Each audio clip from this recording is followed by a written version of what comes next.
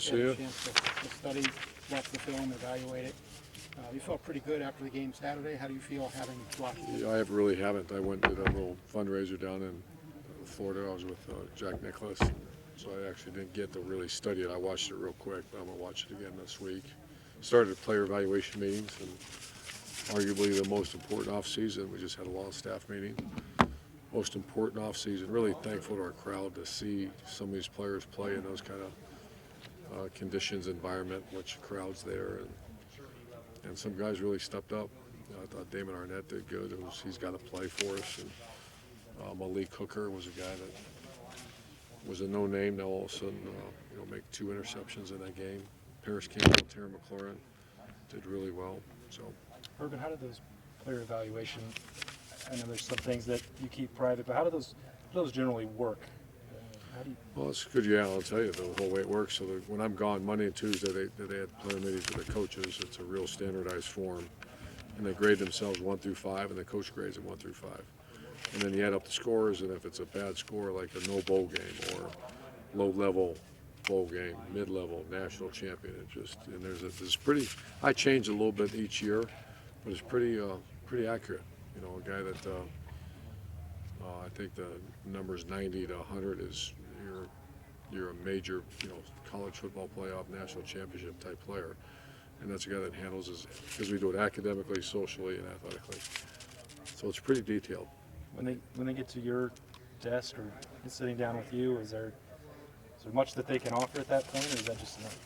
Here it is. No, it's very here it is, because the worst thing you can do is have very mixed messages sent to them, and I think that's what's wrong. That's why we try to get the parents involved too. We have a mandatory parent meeting on Saturday at 9:30, and I want them to know if their kid's in blue, get out of blue, and it's not our job; it's your job as a parent. We'll work together with you. But I think too often sometimes here I'll give you this kid, you guys go handle it. No, that's not the way it works. We work together, and there's some great examples over the years of parents that have been outstanding helping us, because every young person at one point hits some speed bumps. But I think alignment, that's why we try to be as transparent as possible. Some people don't like that. Some people have a hard time dealing with it, being told you're not very good, or here's what you need to work on, or what's acceptable in the classroom off the field. But that's not our concern if you like it or not. It's just to be honest, and we've seen great, Corey Lindsey comes to mind, and Reed Fragel. What great transitional stories of guys that were lost for 3 or 4 years and they came back, and usually it's because the parents dive knee deep in it. Michael Thomas, there was no chance that happened without Keyshawn Johnson and his father, and it wasn't very uncomfortable meetings, but they're very honest. Who's somebody on this team who's moved into the 90 to 100 that wasn't there? Well, Malik I don't know if he's 90. He's not there yet. He's headed in that direction. Good question. Obviously, you got Billy Price, Pat Elfline. Chris Hurley is a guy that's really stepped up to be trusted by his coaches. He's elite right now. Trying to think who else. Jamarco Jones got the nod. He's a starting left tackle at Ohio State. So I announced that today to the team, and they all clapped for him. We're going to call his mother tonight. There's other guys that are really close to getting that phone call as well. Urban, is Michael Jordan are you surprised by how well he stepped? I mean, and where does he kind of sit now as you leave the spring? I mean, is he definitely in the picture, or? Well, I've had one lineman come in and really play as a freshman start. His name is Marquise Pouncey. Yeah. He came in, he just was different, so mature, so strong. Was a freshman All-American for us, and it was a number 7, 8, 10 player picked in the draft after his junior year. But that's a unique guy. Michael Jordan right now, he's running with the ones. You'd hope you'd not be in that situation. We have a junior college player coming in June that'll maybe stir up things a little bit. The line is not set. Yeah. But Michael Jordan will play for us this year. Why will he play? What is it that He's just tough catches as your nails, smart, real serious. I mean, I could go on and on. He's raised the right way. Comes from a really good high school program, well coached, and just a genuine guy. I mean, goes about his business like a pro. You said you wanted 100,000 because you want to see the way these guys would react, a very young team. Was there anyone you learned good or bad things that looked different in front of the crowd than you see in practice? Yeah, Malik was one that I thought just as, we call it routine around here, is routine, the way he prepared. I thought Mike Weber, I watched him closely, because are we really going to hand him the ball next year in front of 100 and some thousand people? Briante Dunn, I saw him prepare himself the right way. So instead of going through a list of 20 guys, it was very positive. I can't think of any negatives off the top of my head where guys locked up or, but I thought they, if you walk through the facility all day on Friday, it was all about the routine. Where do you go to sleep? Get your rest, hydrate, take care of your bodies, and our players did a good job. Stupid question, Urban, but you said it was a mandatory parents meeting. How does that work? If, like, John Doe's parent doesn't show up, do you make him run stairs, or? Push-ups and the study table and all that stuff. No, I just call it just have fun with the parents is mandatory, and then we'll actually send out an email to the ones that didn't come saying, why'd you miss? I don't understand that. How do you miss a meeting when you're talking about your kid and his future and what's going on? But if people have family obligations too.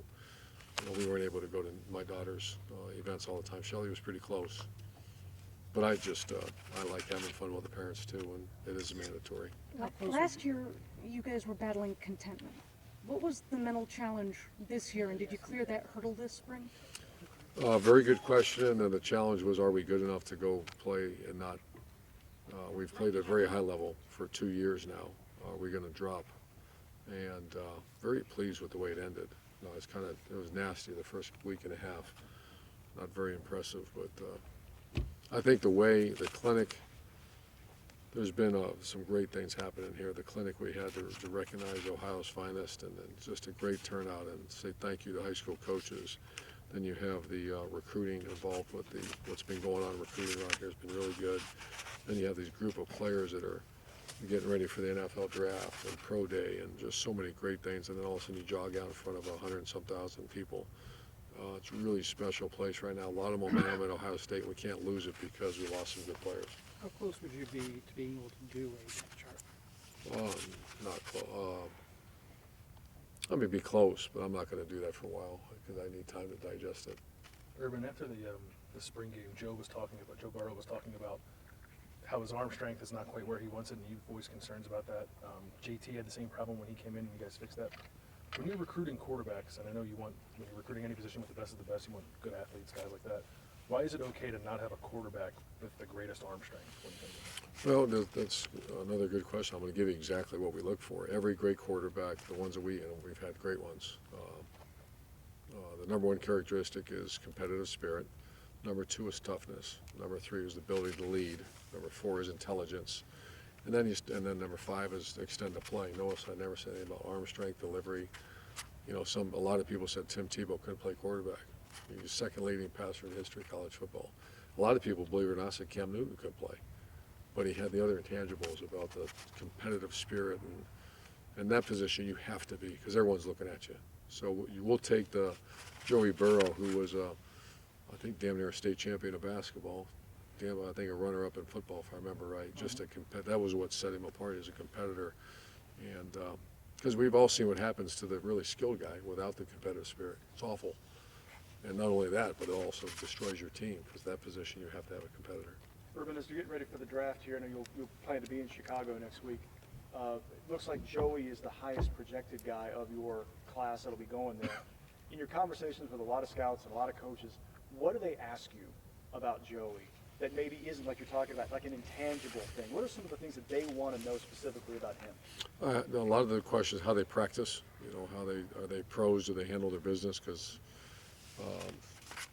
the CBA came out, and I'm not an expert at this at all, but there's so much time away from on their own. So how do they train on their own? Are they serious about taking care of themselves? Because from what I understand, there's months where you can't have communication with your coaches, or certainly not go lift weights and be there. So that's the number one question I get all.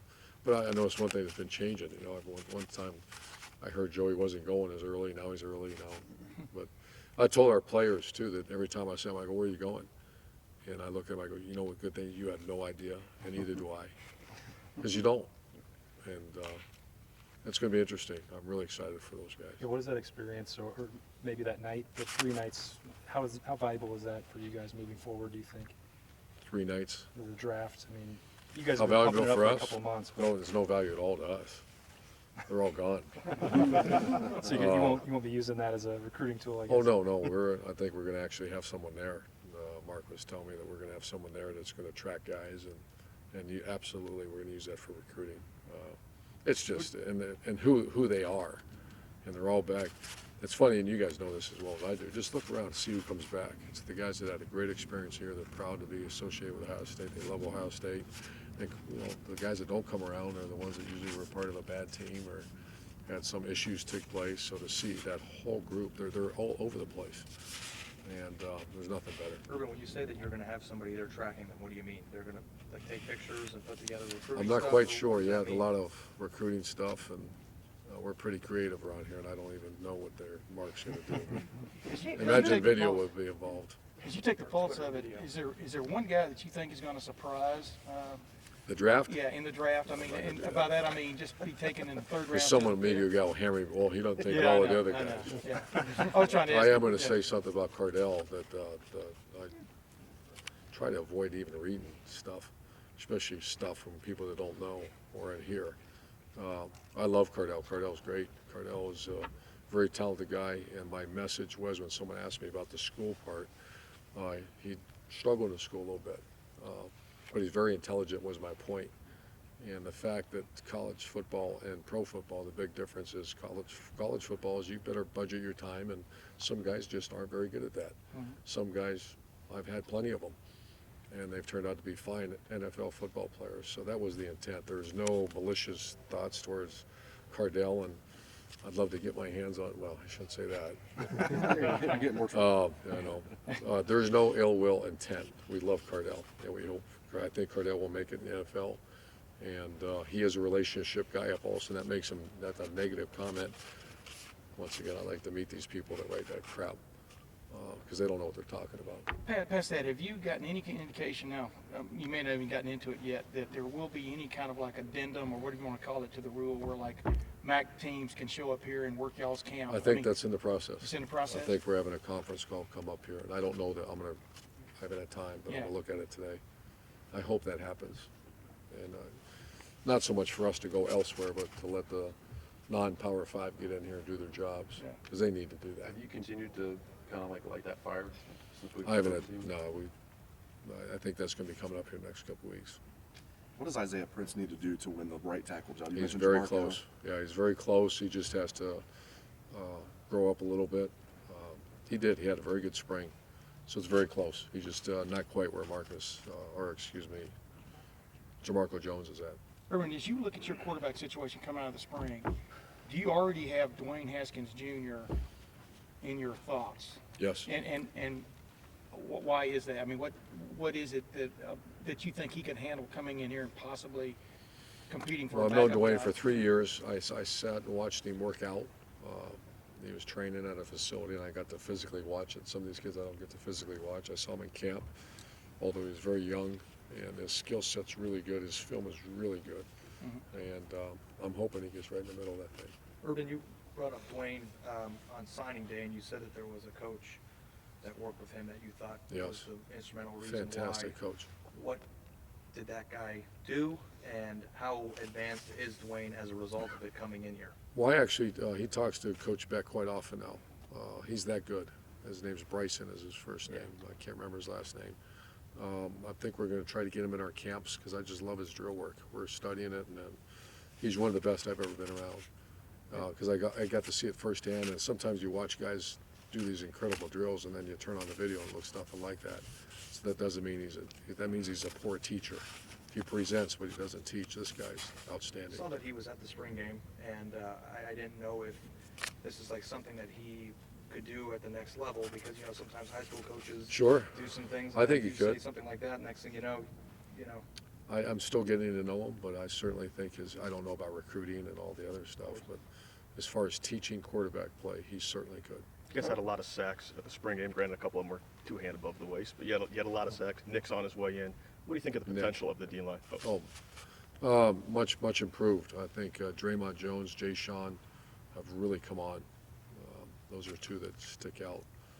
Devon's doing better too. Mike Hill's doing better. So that might be by committee a little bit early in the year, but they're much improved. I would think that would help the defensive backs too if you can get that pass rush up No there. question. Yeah. Is Munger, what's his status? Munger it came back. Okay, So he won't play football again. again, how, So it's an embolism, yeah. and the doctors gave it a year. He actually was doing fine, and then it came back, and you don't mess with that. How does that affect you? I mean, how stunning is that to you? That, I mean, Yeah, it's stunning whenever anybody's give up yeah. playing college football, but the health of a player is more important than playing football. Coach, in the What was spring, his issue? What was his, Pulmonary embolism. he came into Ohio State with an issue. He has blood clots, Oh, and then okay. they put him on medicine. I guess immediately you're out of the game for 8 months or something like that.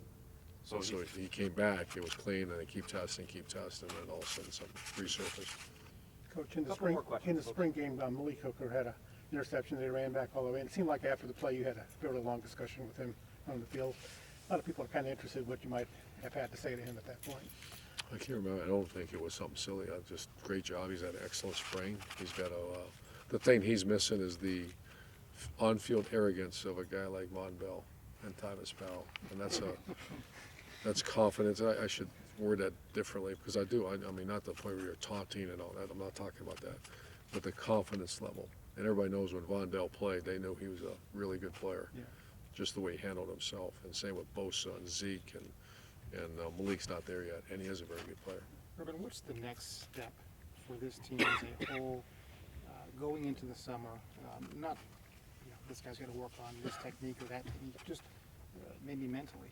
Well, for the first time, we're going to take, we call them power of the unit meetings. We're taking the guys actually off the road recruiting. They're going to only be out 4 days a week. I'm taking 1 day a week for them to come back for academics, for leadership training. Never done that before. So for the next 5 weeks, they'll be the coaches will be in on Fridays. Usually it's gone. See ya. The guys go out recruiting. We're not doing that. Can't. Draymond Jones has to see Larry Johnson at least once a week, or everything you just were taught for the last 4 weeks is out the window. So I made a decision. Talked to Mark Pantoni about it. Talked to our strength coach Mick, and we're going to do. Every Friday is going to be spend time with the players. Did you get a jump in leadership this spring that gives you assurances that this summer, when you can't have your hands on these guys all the time, that they'll get the leadership that they need? Because that would seem No, to be not extra yet. key. That's going to be the next few weeks. It's pretty systemized the way we do it. The last 3 years is now we get into the deep leadership training because you just don't have time during the spring ball. Coach, thank you. Thanks, guys.